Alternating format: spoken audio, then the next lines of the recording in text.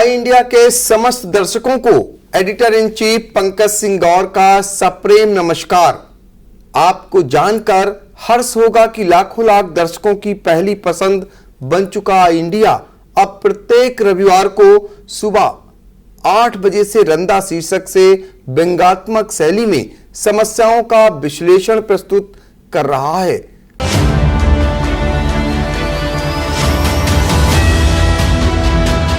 आज से एक दशक पूर्व कई समाचार पत्रों में यह रंदा कॉलम जनपद के वरिष्ठ पत्रकार कवि एवं रंगकर्मी ज्ञान प्रकाश सिंह प्रतीक लिखते थे, जो इतना जनप्रिय हुआ था तो लोग उनके कॉलम रंदा से उन्हें संबोधित करने लगे थे।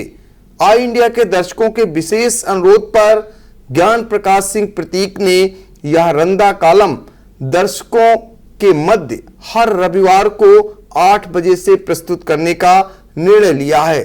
रंदा लकड़ी समतल करने वाला कारपेंटर न सिर्फ औजार है, बल्कि यह देश दुनिया में व्याप्त विसंगतियों पर व्यंग रूपी धार से वार करता है, ताकि समाज में सत्य, अहिंसा, विश्व बंधुत्व की भावना प्रबल हो और जियो और जीने दो के मार्ग पर लोग चलने को तत्पर हों।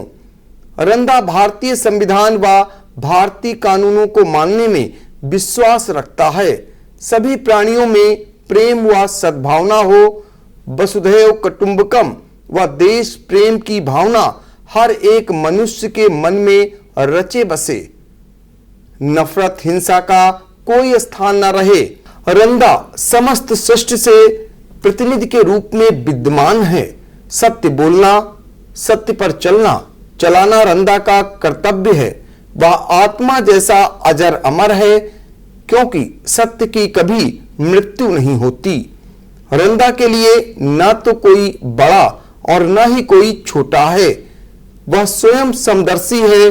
सत्य बात कभी कभी कुछ को मिर्ची की भी भांति कड़वी लगती है, लेकिन रंदा इस सबसे बेपरवाह हो सत्य सुनेगा, सत्य कहेगा और सत्य पर चलेगा। जैसे मोहम्मद साहब, ईसा मसीह, राजा हरिश्चंद्र, सुकरात, महात्मा गांधी सत्य पर चले और अपने प्राणों के उत्सर्ग की भी परवाह नहीं की। रंदा भी शायर स्वर्गीय बलवीर सिंह रंग की इस शायरी में विश्वास रख सत्य के कारवां को आगे बढ़ा रहा है। मौत के डर से खामोश रहूं नानत है, मैंने भी जल्लाद के शमशीर से बातें की हैं। आई इंडिया के अन्य समाचार कार्यक्रमों की बात रंदा के समाचार विश्लेषण व्यंग्यात्मक भाषा में अवश्य देखें।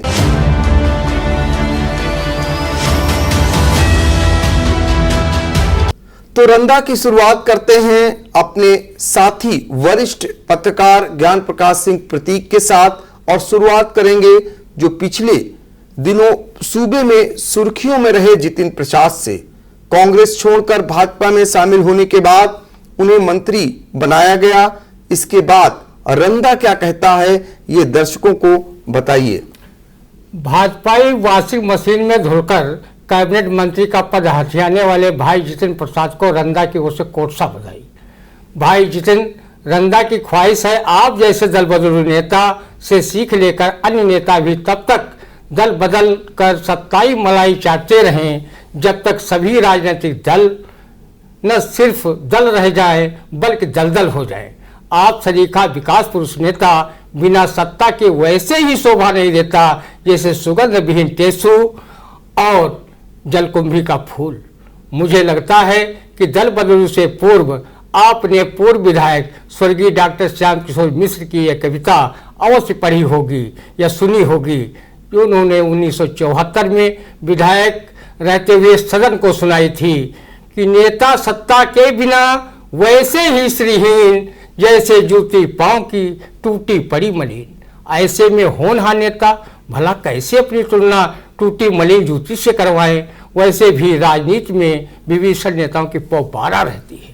भले ही जनमानस में उनका नाम आदर के साथ जनता न ले, पर देर सवेर उन्हें सत्ता की कुर्सी मिल ही जाती है, अपने जितिनवा ज्योतिरादित्य भाई की तरह। अब उत्तर प्रदेश में चुनावी मौसम आ गया है। हर दल में दल बदलू नेता घुसकर अपने टिकट का जुगाड़ कर रहे हैं। भाजपा सपा में दल बदलुओं की लंबी लाइन है। ऐसे नेताओं को रंदा दिली मुबारकबाद व्यंगकार अवनीश मिश्र की इस कविता से देने की गुस्ताखी कर रहा है। झंडे बदल गए हैं, दल के पंडे बदल गए, अब चुनाव बाजों के भी हथकंडे बदल गए। हुक्का बदल गया, उसका तंबाकू बदल गया, निर्वाचित होकर सुल्ताना डाकू बदल गया। उनके चमचे चादर दर चादर बदल गए, दल बदलू नेताओं के अब फादर बदल गए। तो आपने सुना, रंदा ने शुरुआत की है और शुरुआत हुई है जितिन प्रसाद से। इसके बाद हम चलेंगे प्रधानमंत्री नरेंद्र मोदी का जो खास कार्यक्रम है मन की बात, उसको सुनकर सीतापुर के भाजपाइयों ने कहा कि मोदी के कार्यकाल में देश ने ऊंचाइयों को छुआ है। इस पर रंदा की क्या टिप्पणी है? सम्मानित भाजपाई मित्रों, आपने मन की बात कार्यक्रम को देख इतना गदगद हो गए कि देश को ऊंचाइयों तक छुआ दिया, पर इतना नहीं बताया कि देश कितने किलोमीटर की ऊंचाई छू रहा है मोदी जी के कार्यकाल में। बंधुवर, कहीं ऊंचाई छूने के ही चक्कर में देश की अर्थव्यवस्था रसातल में चली गई है। बेरोजगारी की दर 45 साल में सबसे ज्यादा है। डीजल पेट्रोल भी गगनचुंबी है। इस पर आप मोदी जी की तारीफ नहीं करते, जिनकी कृपा से डीजल पेट्रोल के दाम निरंतर बढ़ रहे हैं। जब पेट्रोलियम के दाम बढ़ेंगे तो कार मोटरसाइकिल वाले पैदल भी चलेंगे। लोगों के स्वास्थ्य के चिंता को लेकर ही पेट्रोलियम के दाम बढ़ाए गए हैं। रंदा का ये सुझाव है कि इनके दाम और बढ़ने चाहिए। इस कविता के भावार्थ की तरह डीजल पेट्रोल के दाम बढ़े हैं, उन्हें और बढ़ने दे, एवरेस्ट पर चढ़ने दे। जो कारों से चलते थे उन्हें थोड़ा तो पैदल चलने दे। बचत की बचत और सेहत की सेहत। क्या बात है। इसके बाद हम चलेंगे अगली खबर की तरफ, जिसमें आतंकी गुटों के खिलाफ ठोस कार्रवाई करेंगे अमेरिका और भारत। ये एक बड़ी खबर अभी हाल ही में सामने आई थी, उस पर रंदा ने क्या कुछ कहा है? रंदा का साफ कहना है, हिंदुस्तान दम का जहूरा, अमेरिका दगाबाज घास का कूड़ा। भारत शेरदिल फौजियों की सरजमी है। वो आतंकी गुटों को जड़मूल से समाप्त कर सकते हैं, पर अमेरिका जो सुपर पावर होने का राग लापता है, पर वो आतंकवादियों के आगे पीठ दिखाकर भागने वाला कायर है। अफगानिस्तान को तालिबानी आतंकवादियों के हवाले कर पीठ दिखाकर भाग खड़ा हुआ है। जो वियतनाम, क्यूबा जैसे देशों से पीठ दिखा चुका है, उसके कथन पर भले ही कोई यकीन कर ले, पर रंदा अमेरिका की कथनी करने पर यकीन नहीं करता। रंदा यही नहीं रुकता है। रंदा जो है सीतापुर जनपद में इंस्पेक्टर समेत 24 पुलिस कर्मी बदले, इस खबर पर भी रंदा चलाता है। पुलिस कर्मियों के थाना क्षेत्र बदले होंगे, वो तो स्थानांतरण प्रक्रिया का हिस्सा है। हाँ, अगर उनके चार चरित्र कार्यशैली में बदलाव दिखाई दे तो रंदा भी उन्हें थाना बदलने पर साधुवाद देने से न चुके। कभी कभी लोग चर्चा के दौरान कह बैठते हैं अमुक पुलिस वाला बेहद ईमानदार है, तो मुझे ये सुनकर दुनिया का 8वां अजूबा दिखाई देने लगता है और ये कविता अनायास ही गुनगुनाने का मन करता है। पुलिस और ईमानदारी सुनकर बिल्कुल वैसे ही हूँ हैरान जैसे सरदारों के मोहल्ले में नाई की दुकान। क्या बात। इसके बाद हम चलेंगे पाकिस्तान के आतंकी चेहरों की पोल खोल रहे हैं हमारे युवा अफसर। ये एक बड़ी खबर अभी हाल ही में आई थी सामने, लेकिन रंदा की क्या टिप्पणी है ये देखिए। सिर्फ पाकिस्तान के आतंकी चेहरे की पोल खोलने से भर से काम नहीं चलेगा।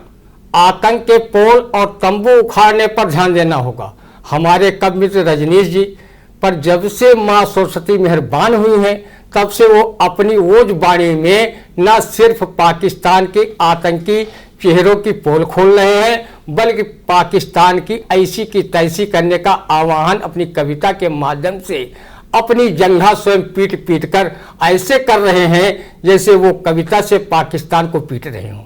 रंदा को एक मेडिकल स्टोर वाले ने बताया कि वो के राष्ट्रीय कप भाई रजनीश मिश्र जी अगर कोई दवा ज़्यादा खरीद रहे हैं तो वो दवा है आयोडेक्स, क्योंकि वो स्वयं की पीटी गई अपनी जंघा की तकलीफ इसी से दूर करते हैं और उन्हें अगले कवि सम्मेलन के लिए तैयार रखते हैं। कवि रजनीश की इस कविता को अगर पाकिस्तान व उनके आतंकी सुन लें तो वो चूहे की तरह बिलबिलाकर बिल तलाशने के लिए मजबूर हो जाएंगे। प्यार वार की तो बात बहुत हो चुकी है मित्र, अब कोई क्रांति वाली बात होनी चाहिए। गांधी और नेहरू से देश बचने को नहीं, घर घर में भगत सुभाष होना चाहिए।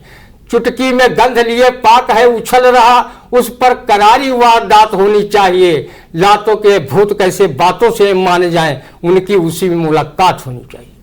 क्या बात है, क्या बात है। अगली खबर की ओर चलेंगे जिस पर रंदा फिर अपना एक तर्कस का तीर छोड़ेगा और वो खबर है किसानों से जुड़ी हुई। योगी सरकार ने बढ़ाया 25 रुपए गन्ना मूल्य। ये एक बड़ी खबर बड़े अखबारों से लेकर के और टेलीविजन पर देखने को मिली, लेकिन रंदा क्या कहता है ये भी सुनिए जरा। जय हो योगी बाबा की। आपकी सरकार ने 4.5 साल बाद चुनावी वर्ष में 25 रुपए गन्ना मूल्य बढ़ाकर नहीं मामा से काना मामा अच्छा का संदेश किसानों को उनकी पीठ में गुड़ मलने का काम किया। 300 रुपये से अधिक प्रति कुंतल तो गन्ना की लागत ही आती है। रंदा भी गन्ना किसान है, उसकी लागत भी नहीं निकल रही है। रंदा की ख्वाहिश है कि बाबा जी 100 रुपये प्रति कुंतल दाम बढ़ा देते तो रंदा न सिर्फ तहे दिल से बाबा जी की शुक्रिया ढोला में अदा करता, बल्कि ताता थैया करता हुआ झूम उठता और बाबा की बलैया लेने में सोहर बनना भी गाता। सोहर बनना भी गाता अगर गन्ना मूल्य बढ़ जाता, ये रंदा का कहना है। इसके बाद हम चलेंगे सीतापुर के पुलिस विभाग की तरफ। एक खबर निकल करके आई थी कि रामपुर मथुरा थाने से सटे घर से 5 लाख का माल चोर पार कर ले गए। इस पर रंदा क्या कहता है, आइए जानते हैं। चोरों ने इस कहावत को जरूर आत्मसात किया होगा कि दीपक के नीचे हमेशा अंधेरा होता है। वो जानते होंगे कि पुलिस की दूरदृष्टि काफी मजबूत होती है, पर वो निकट दृष्टि दोष से ग्रसित होते हैं।